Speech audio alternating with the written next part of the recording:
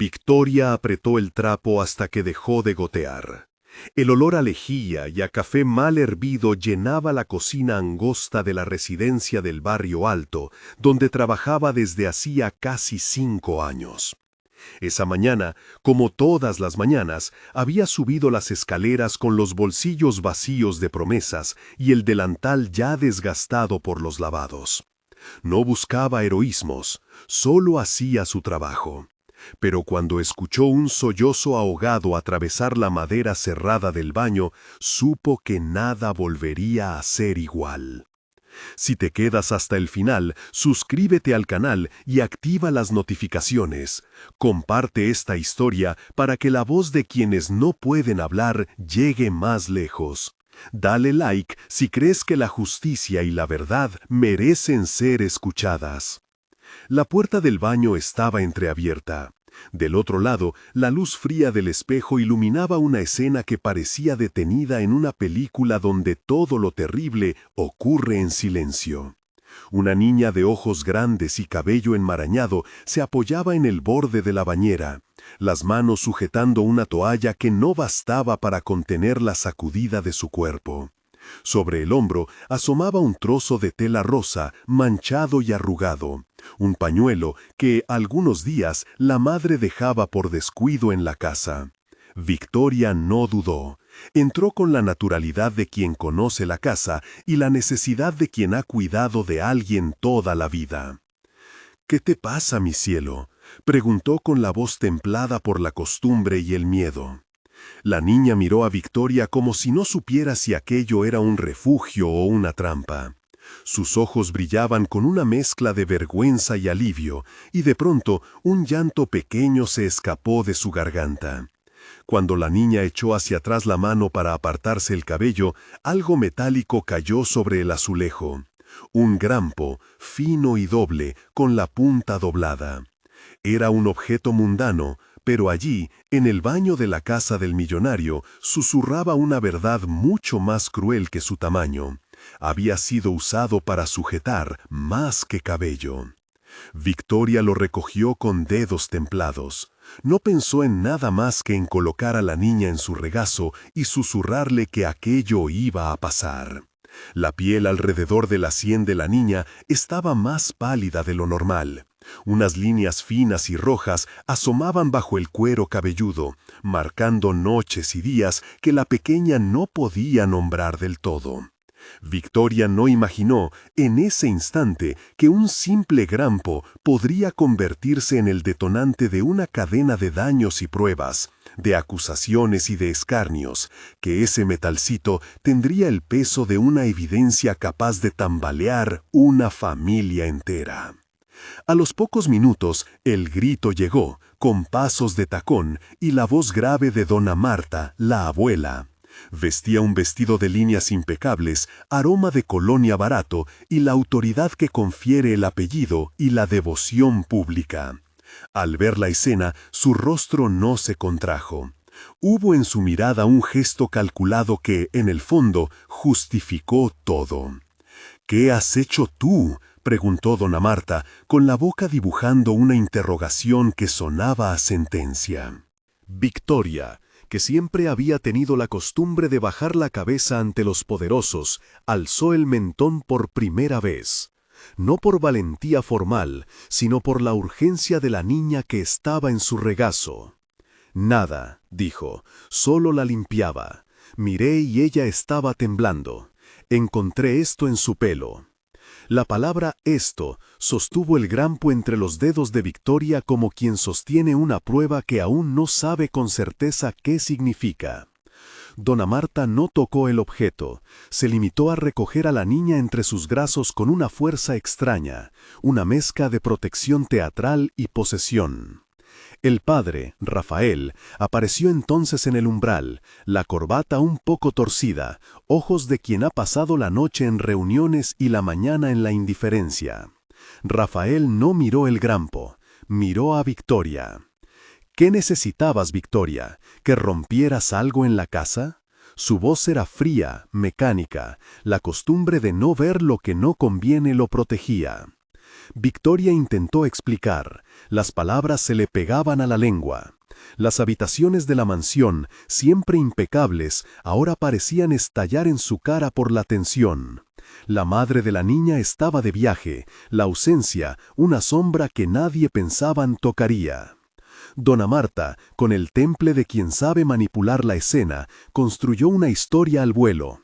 La limpiadora tenía acceso fácil, había pasado por la habitación de la niña, tal vez había hecho algo indebido. Rafael, cansado y con la necesidad de mantener una imagen, asintió a medias. La palabra sin pruebas se convirtió en acusación. En la casa del millonario, la línea entre culpa y culpa supuesta es fina. La reputación pesa más que la verdad. De la cocina, Victoria escuchó cómo alguien llamó a la recepción. En menos de una hora, el tono había cambiado. La voz que antes era de incredulidad hacia la niña, ahora era un cuchillo dirigido hacia ella. La seguridad cerró la puerta del recinto privado. Los vecinos ya murmuraban. El teléfono de la casa vibró con la inmediatez del rumor. Victoria no pensó en el despido ni en la vergüenza, solo miró a la niña y notó que el pañuelo rosa se había quedado enredado en sus dedos, como si fuese el único hilo que la unía a algo diferente de la agresión. Esa tarde, mientras la policía tomaba declaración en un despacho con vistas que intentaban disimular la rigidez del poder, Victoria se encontró sentada en una silla dura, explicando, con la misma calma con la que había fregado suelos durante años, el hallazgo. La frase «es que es muy sensible» no defendía a nadie. La figura de Dona Marta, ordenada y convincente, tenía más peso que la de una mujer que vivía de limpiar las migas de una ciudad que la ignoraba. La noticia corrió rápido. Al salir de la casa, un vecino la miró con desprecio. En el condominio, la reputación es un valor que se protege con uñas y fondos de inversión. La prensa, si presentía algo desagradable, no tardaría. Pero en ese primer momento solo había silencio social y una gravedad interna que le oprimía el pecho. Victoria fue despedida por teléfono. «Por la seguridad de la familia», dijo la encargada, y colgó sin esperar respuesta. Regresó a su cuartucho, un espacio de paredes desconchadas y una bombilla que parpadeaba. Mientras preparaba un café tibio, sus manos temblaron. No sabía, todavía, que aquello sería solo el comienzo. Pasaron días de tinieblas públicas. En la favela cercana a la mansión, donde la gente la conocía por su puntualidad y la honestidad de su trabajo, la noticia llegó distorsionada, que la limpiadora había hecho algo a la niña del millonario. Otras voces agregaban detalles nunca verificados. La red de la calle se alimentó de suposiciones y miradas cortantes. Un cartel de la comunidad por el que ella había pedido recursos una vez quedó apartado. La solidaridad, en la práctica, era frágil. En el hospital, la niña fue atendida por el doctor Méndez. Hombre de manos firmes y palabras medidas, revisó las marcas, ordenó análisis y habló en voz baja con Paula, la trabajadora social. «Lesiones compatibles con manejo brusco», dijo el informe clínico, «neutral y devastador, sin intención de llevar a nadie a la horca, pero sosteniendo datos». Esa neutralidad fue un caballete sobre el que la fiscalía empezó a pintar su caso. Fotografías periciales, declaraciones, la revisión de las cámaras internas de la casa, todo ello comenzó a conformar un rompecabezas que, poco a poco, fue mostrando piezas inesperadas. Mientras tanto, Marisol, la niña, se cerró como un capullo que no quiere recordar la primavera. Sus noches parecían interminables. Las pesadillas la visitaban con frecuencia, y su apetito se redujo a bocados que no querían ser masticados. Paula la visitó como una presencia leal y firme, juegos que eran rituales de confianza, dibujos que decían más que las palabras, historias inventadas que, poco a poco, la llevaron a nombrar lo innombrable. En una de esas sesiones, cuando la amenaza de la exposición pública comenzaba a desgastar el temple de todos, Marisol tomó una caja de lápices y dibujó una escalera que no llevaba a ninguna parte, con un pañuelo rosado en el primer escalón. Fue la primera vez que algo de su interior se mostró sin pedir permiso. Mientras el proceso avanzaba, Rafael caminó por un laberinto interno. Su trabajo como empresario le había enseñado a proteger inversiones, no necesariamente afectos. Al principio, la conveniencia le dictó la indolencia. Creer en la palabra de su madre era más sencillo que cuestionar la figura que había criado a su esposa. Pero cuando las piezas del rompecabezas empezaron a acoplarse, cuando el médico comenzó a explicar en términos clínicos que las marcas podían haber sido provocadas de manera deliberada, y cuando la voz de la niña, en pequeños momentos privados, articuló «me dolía», sin señalar con claridad, algo en Rafael se resquebrajó. La prensa, lenta al principio, encontró pronto el hilo que necesitaba para tejer un relato más sencillo, el de la limpiadora culpable, la respetable abuela protectora, el padre confuso. Pero en el hospital, una enfermera llamada Amanda no creyó en las versiones fáciles. Amanda era de manos cálidas y mirada atenta. Había visto demasiadas veces el miedo infantil para callar por conveniencia. En una mañana en que la sala estaba menos atestada y la niña se encontraba más tranquila, Amanda grabó, con discreción y consentimiento de la trabajadora social, una sesión en la que Marisol, sin la presión de la acusación, pronunció palabras que iban a encender el clímax de la historia. Habló de una mano que no era la de Vittoria, describió gestos y una rutina que encajaba con la figura de Dona Marta y con la forma en que los grampos aparecían en su pelo.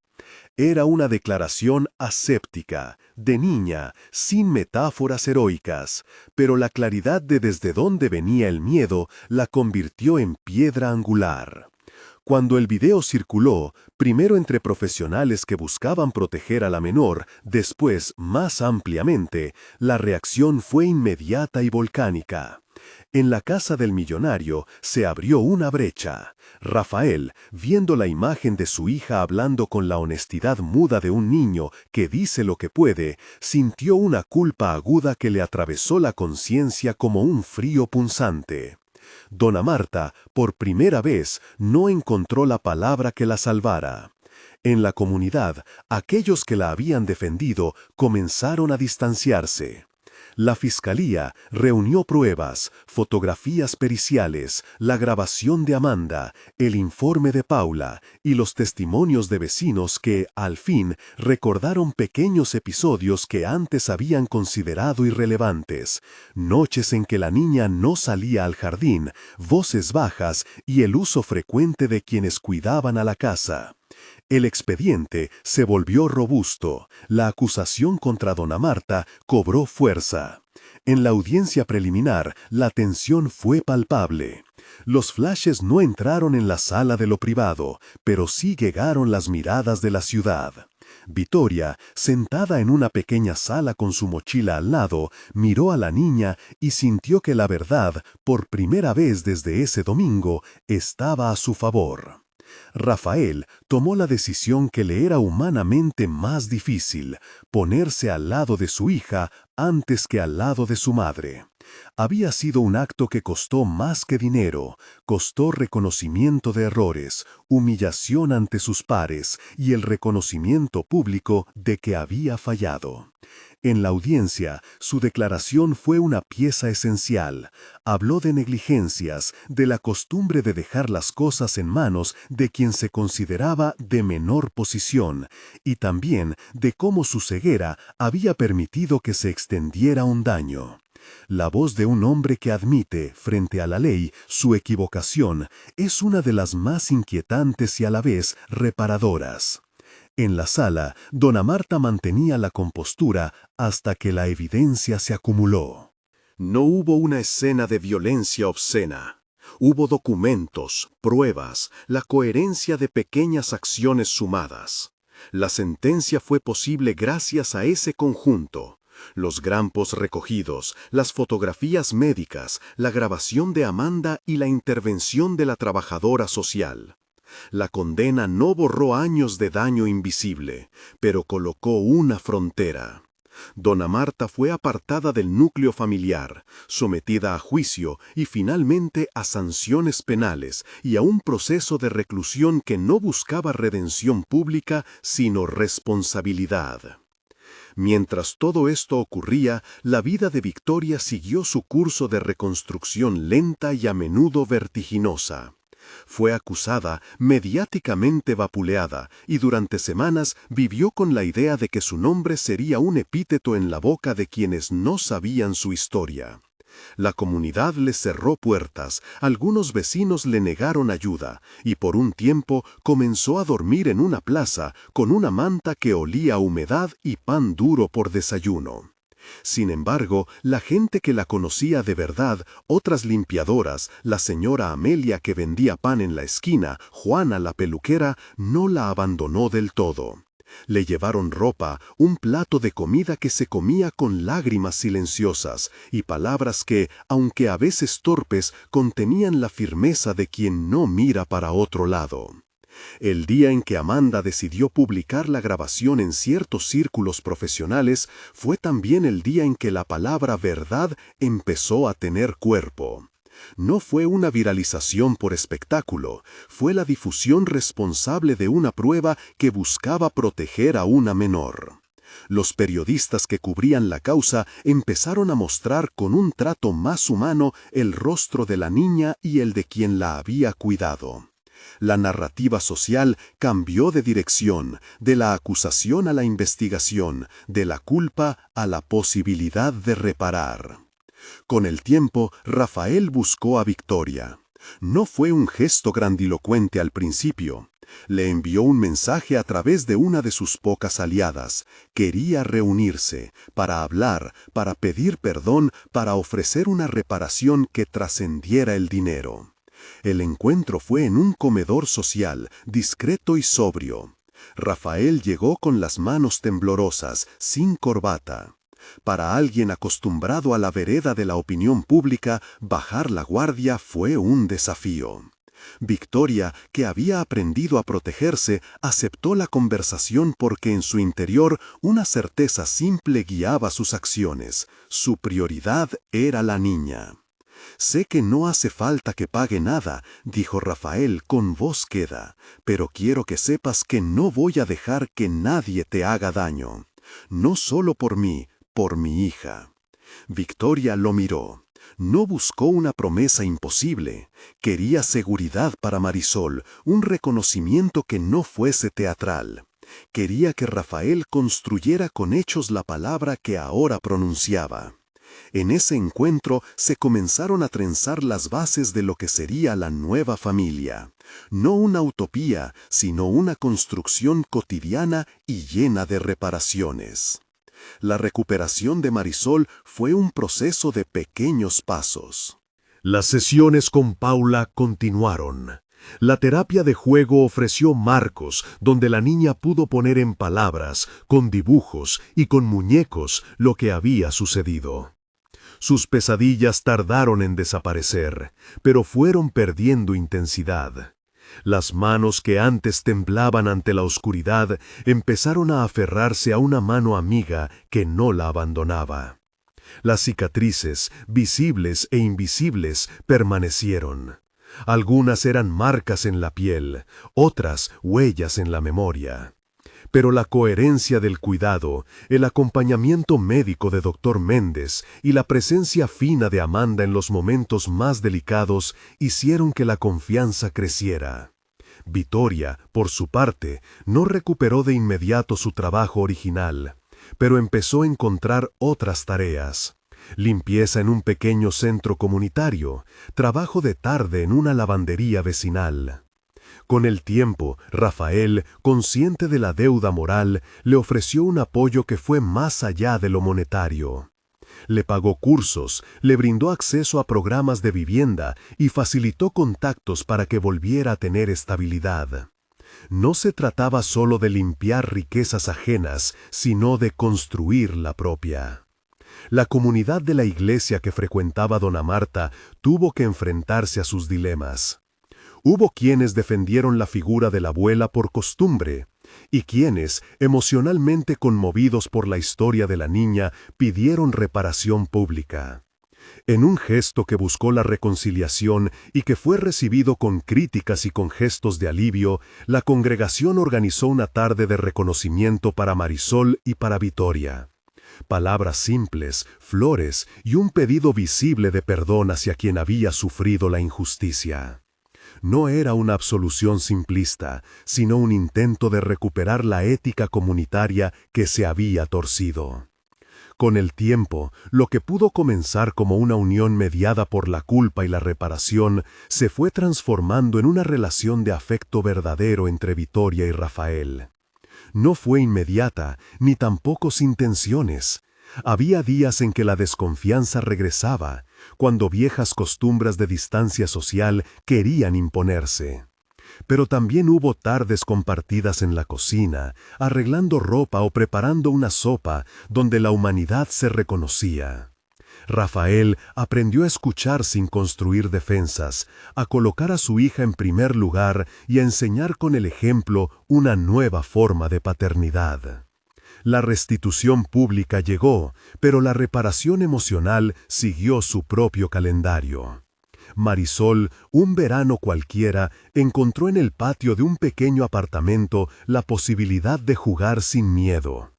Allí colocaron una ventana que miraba al cielo y el sol entraba cálido. El pañuelo rosa que había sido símbolo de censura y dolor se transformó en algo distinto. La primera bufanda que la niña eligió para atarse alrededor del cuello en un día frío. Cuando lo hizo, Rafael y Vittoria la miraron y supieron que algunas cosas, aunque siempre presentes, podían dejar de gobernar el día a día. La vida siguió, con sus grietas y sus reparaciones. Victoria, que durante tanto tiempo había sido solo la sombra que limpiaba los vestigios de la opulencia, ahora ocupaba un lugar visible en la familia. No fue un ascenso social sin resistencias, pero fue una construcción de dignidad. Se casaron en una ceremonia pequeña, con la presencia de la gente que había sido leal, de quienes habían trabajado en silencio para sostener a la niña y de aquellos que, tras reconsiderar sus prejuicios, quisieron acompañar la reparación. No hubo oropeles. Hubo palabras medidas, manos amigas y una mesa con comida sencilla compartida como símbolo de comunidad. El tribunal había impuesto medidas de protección y Dona Marta cumplió con la responsabilidad que la ley exigía. La condena no resolvía todo. La memoria de la niña conservaría huellas y la familia tendría que seguir curando lo que la violencia dejó. El proceso judicial, sin embargo, fue una herramienta que posibilitó la visibilidad del daño y la reparación práctica. La prensa, al final, narró la historia no como un drama sensacionalista, sino como un llamado a la protección y a la escucha. En la última escena, o en la fotografía que quedó en la mente de quienes siguieron la historia, se veía a la niña corriendo por un jardín pequeño que Rafael había hecho en el patio trasero del nuevo apartamento. El pañuelo rosa ondeaba en su muñeca como una promesa de que, aunque las cicatrices perduraran, la vida podía recobrar su color. Victorias, con las manos aún ásperas de otros trabajos, vio a la niña y supo que su decisión de actuar, de no callar, había sido el hilo que tejió la posibilidad de reparación. No había heroísmos grandilocuentes. Había actos cotidianos, justicia que llegó por acumulación de pruebas y la valentía de quien se atrevió a nombrar lo que era verdad. La ciudad seguía su ritmo, el olor de la lejía en las mañanas, las escaleras que subían y bajaban, las ventanas que filtraban luz. Las cicatrices no dejaron de existir, pero la vida encontró una nueva arquitectura en la que la compasión, la evidencia y la solidaridad habían ganado un espacio. En los bolsillos de Victoria ya no cabía la misma incertidumbre. Había en su lugar una llavecita oxidada que guardaba la puerta de un apartamento propio y el reflejo de una niña que, por fin, podía afirmar con voz clara que la persona que la había cuidado era la que la había protegido. La historia de la faccinera y la hija del millonario nunca fue una simple nota de prensa. Fue un relato de cómo una cadena de acciones, un grampo sobre el azulejo, una grabación hecha por una enfermera, la voz de una niña y la decisión de un padre pueden cambiar el curso de una vida. Quedó para quienes la acompañaron la certeza de que la verdad, cuando es sostenida por la valentía de unos pocos y la estructura de las instituciones, puede abrir ventanas y dejar entrar luz. Pasaron los meses y la casa pequeña en la que vivían se fue llenando de objetos que hablaban de una vida reconstruida. Una sillita pintada de azul junto a la mesa, un tendedero con ropa colgada que olía a sol, una planta en el alféizar que Victoria regaba con cuidado. Rafael volvía del trabajo con el alma menos atormentada, no porque el pasado se hubiera borrado, sino porque había aprendido a mirar la rutina como un lugar donde sostener nuevas certezas. Al llegar, se quitaba los zapatos en la entrada y antes de cualquier conversación complicada buscaba a Marisol con la mirada. La niña le pedía cuentos y a veces inventaba historias en las que una mujer con guantes y delantal era siempre la heroína que salvaba el día. El proceso de terapia fue lento. Hubo sesiones en las que la niña se negaba a hablar y tan solo dibujaba casas con ventanas que no se abrían. En otras, sin aviso, nombraba un sonido, un golpe en la puerta, el roce de un pañuelo en la muñeca y la calma se quebraba. Victoria asistía a reuniones de apoyo, primero con reticencia, luego con la conciencia de que no tenía por qué atravesar aquello sola. Compartió cafés en un comedor municipal con otras mujeres que habían vivido humillaciones distintas. La pérdida de un trabajo por denunciar, el silencio impuesto por vergüenza, el miedo a que los contratos y la escasez hicieran inviable la denuncia. Fue allí donde apareció Clara, una antigua compañera del barrio que cuando supo la historia ofreció ayuda práctica. Hablar con una abogada amiga, cuidar a Marisol una tarde a la semana, acompañar a Victoria a una gestión que para ella sola habría sido una montaña. La exposición pública, que al principio había sembrado temor, terminó por abrir una red. Vecinos que antes saludaban con la boca cerrada comenzaron a traer bolsas con ropa, a preguntar por agujeros en el colchón y por la estabilidad del empleo.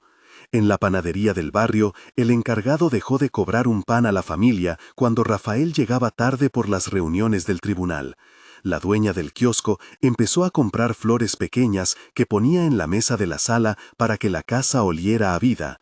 No toda la ciudad se volvió solidaria, hubo murmullos maliciosos, cartas anónimas, el comentario de un conocido que no entendió por qué no se callaron antes. Pero esas voces fueron minoría frente a la suma de manos que entendieron que el cuidado exige intervención, no indiferencia. Dona Marta cumplió la sentencia con la compostura áspera de quien jamás aceptó del todo la propia culpa. Su orgullo había sido quebrado públicamente y el castigo no solo pesó sobre su libertad de movimiento, sino sobre la imagen que siempre había cultivado.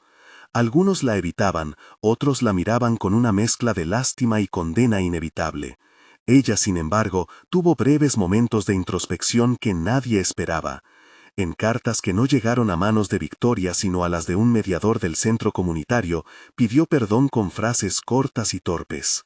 No buscaba la absolución.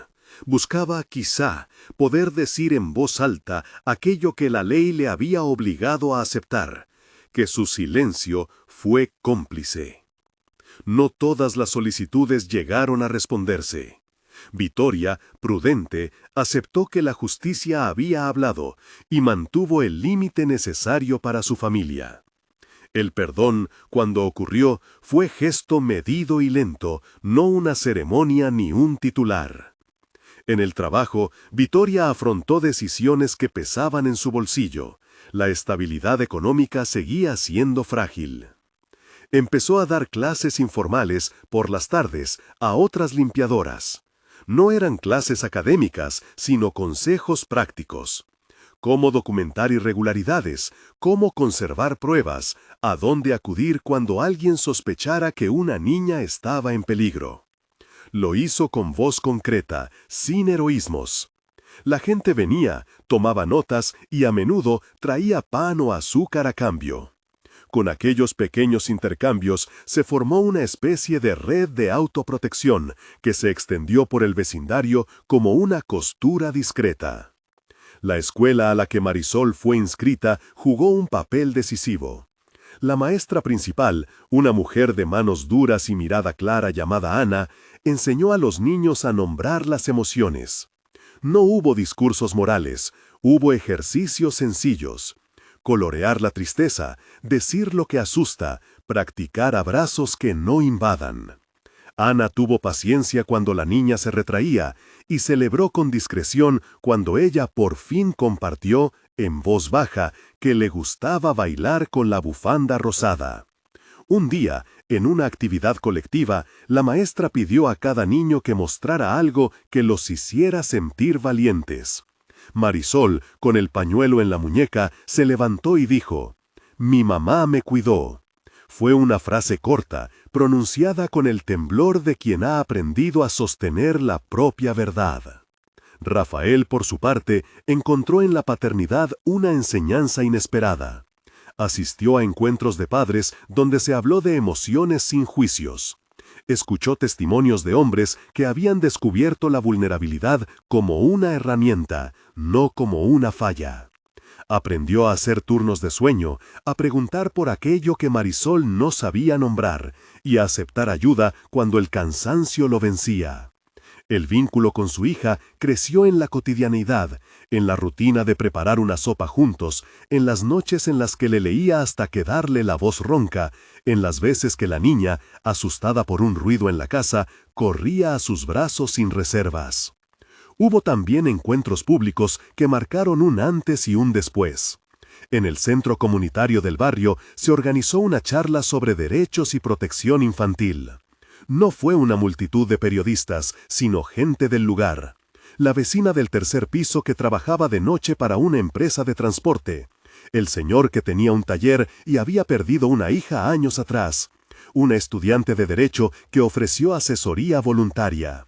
Al finalizar, se creó un pequeño fondo para apoyar a familias en trámite judicial y una lista de voluntarios para acompañamientos cotidianos. Nada fue espectacular, pero la suma de gestos dio la sensación de que la ciudad, por fin, podía mirarse en el espejo de la responsabilidad compartida.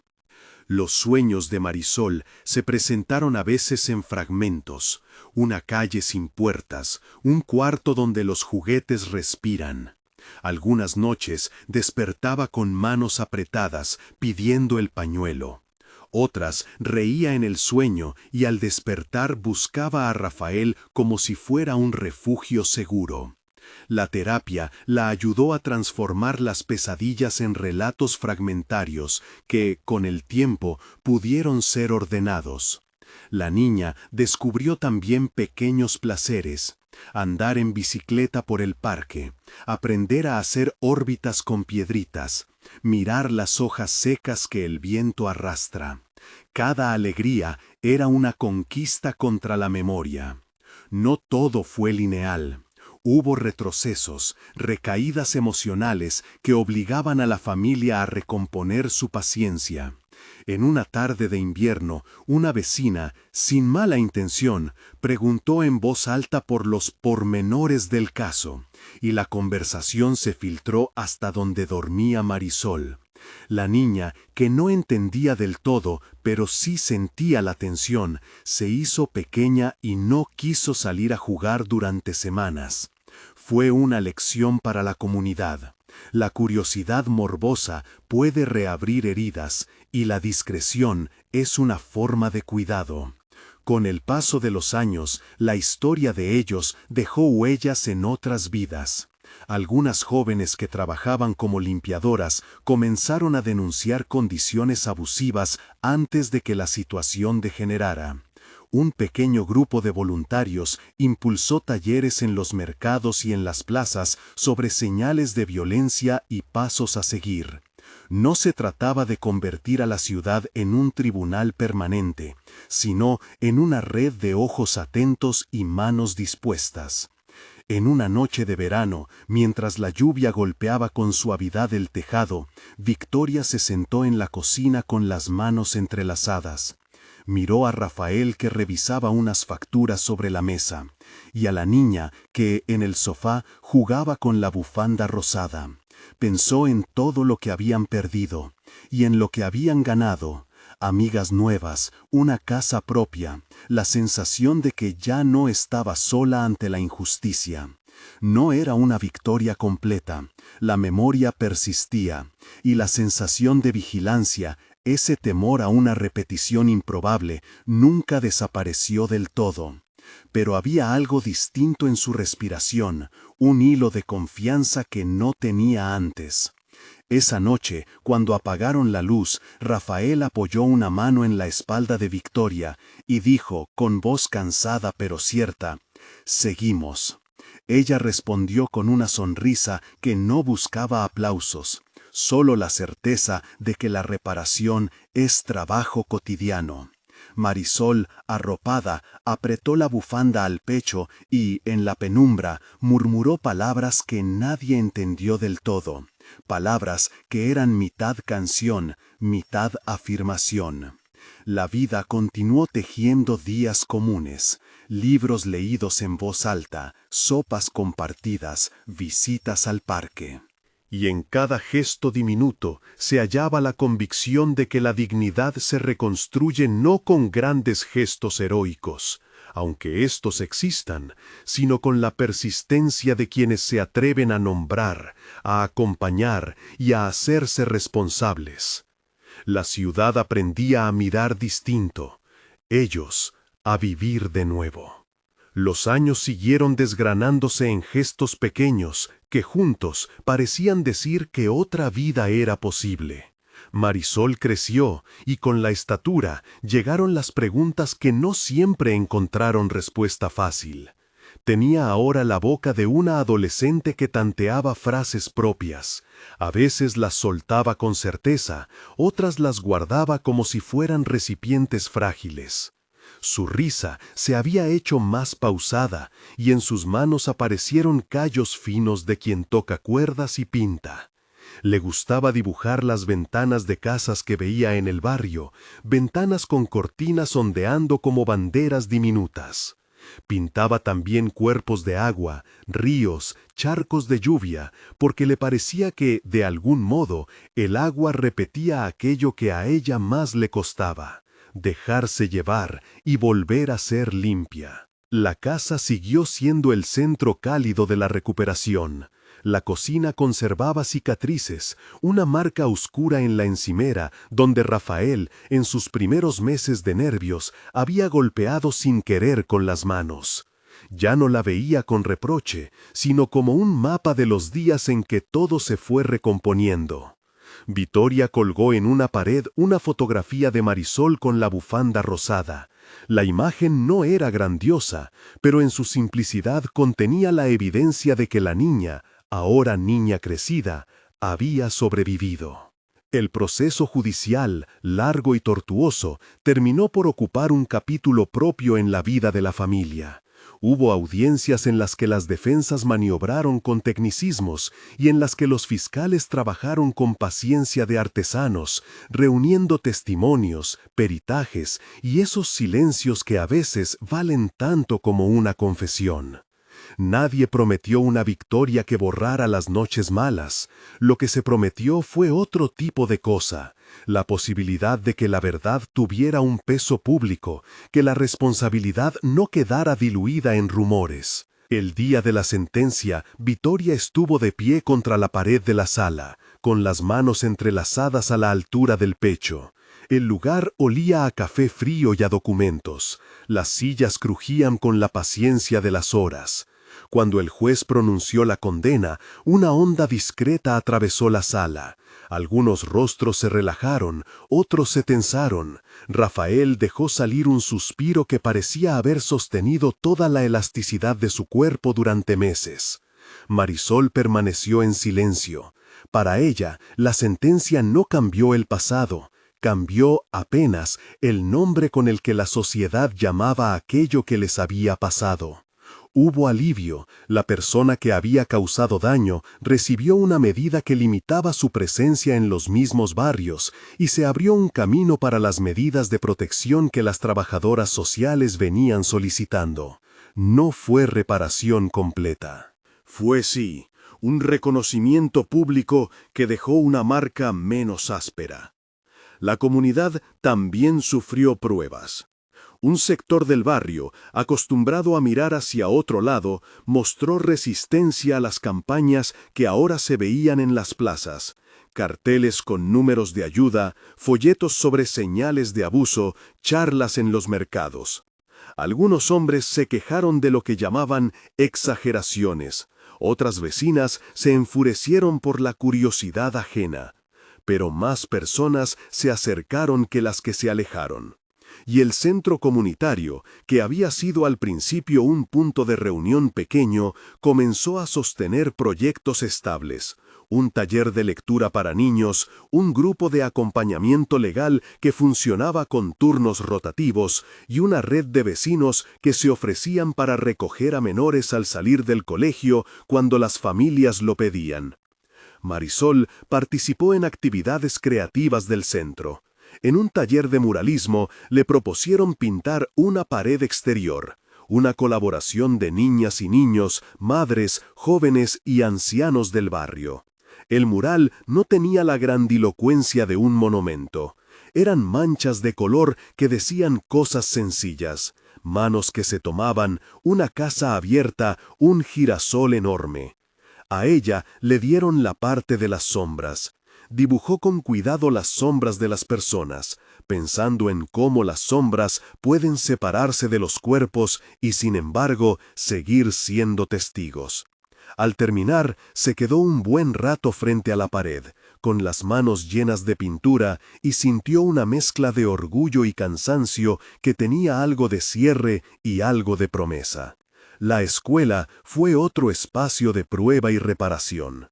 Había días en que los maestros sabían cómo acompañar.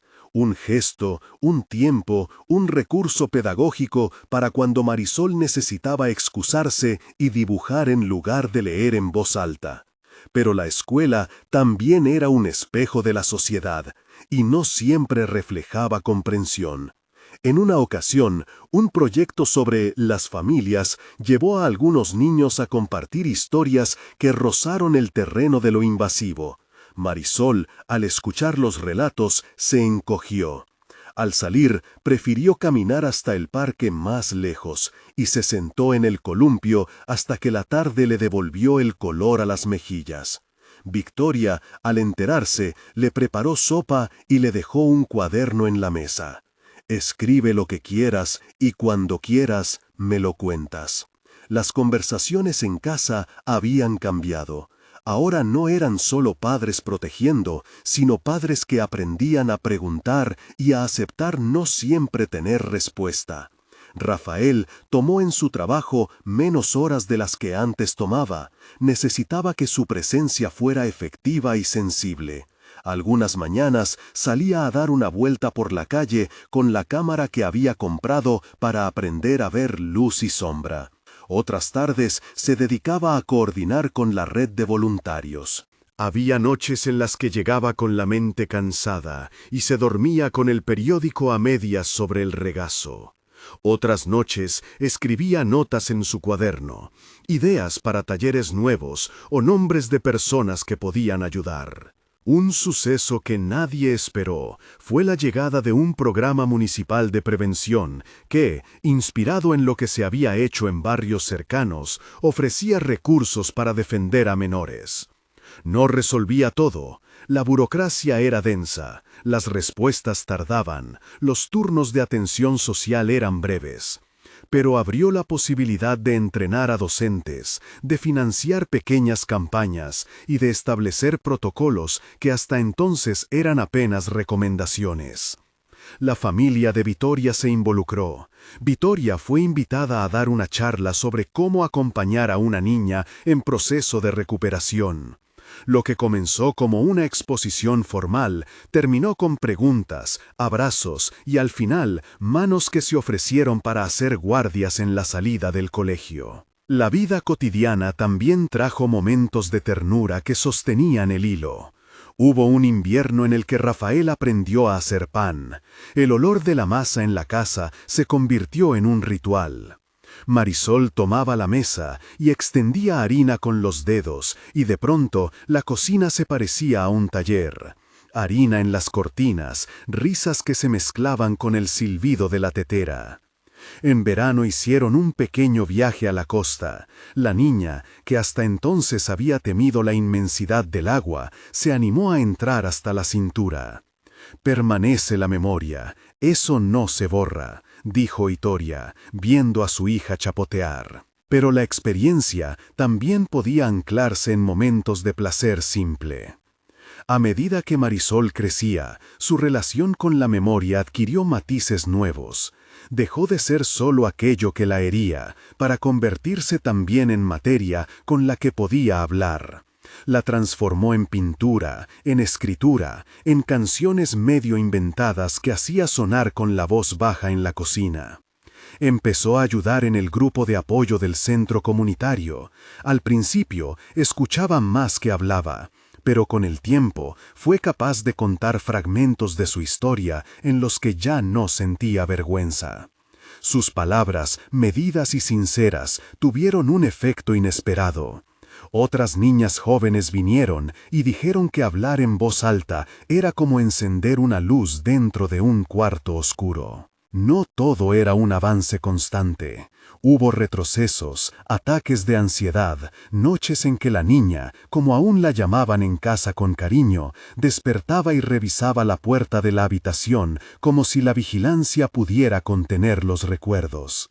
Vittoria aprendió a no reaccionar con prisas, sino con presencia. Se sentaba a su lado, prendía la luz y, en voz baja, le hacía preguntas concretas sobre qué la tranquilizaba. ¿Quieres el vaso de agua? ¿Quieres que te lea un cuento? ¿Prefieres que te deje solo un rato? Esa paciencia organizada fue clave, no borrar el miedo, sino contenerlo. En el barrio, la red de voluntarios fue consolidándose. Se apoyó contra la pintura, cerró los ojos y por primera vez en mucho tiempo dejó que la sensación de ser dueña de su propio cuerpo no fuera interrumpida por la sospecha de peligro. Allí, junto a las figuras de colores, escribió con un marcador una frase pequeña y sencilla: «Para quien piensa que no hay salida, aquí hay manos». La letra no era perfecta, pero la intención lo era, un ofrecimiento a cualquiera que pudiera necesitarlo. Vittoria, al verla, comprendió que la vida, esa madeja de días ordinarios, podía sostener un tejido distinto del que habían conocido.